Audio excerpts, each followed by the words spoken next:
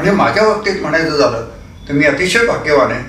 आमचे पूर्वज हे विठ्ठलपंतांचे भाऊ म्हणजे ज्ञानेश्वरांचे काका, म्हणजे एका अत्यंत दैदिप्यमान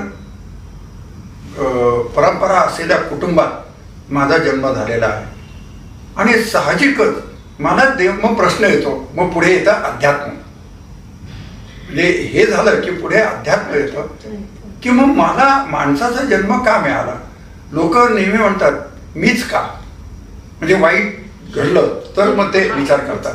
पण आम्ही कधी चांगलं झाल्यानंतर मीच का, मलाच का हा विचार कधी करतो का.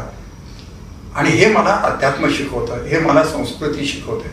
कारण त्या संस्कृतीतनं मग पुढे मी अध्यात्माकडे जेव्हा वळतो त्यावेळेला माझ्या लक्षात येतं की एक परंपरा जी आहे म्हणजे तो DNA, आजच्या मॉडर्न भाषेत म्हणायचं झालं तर DNA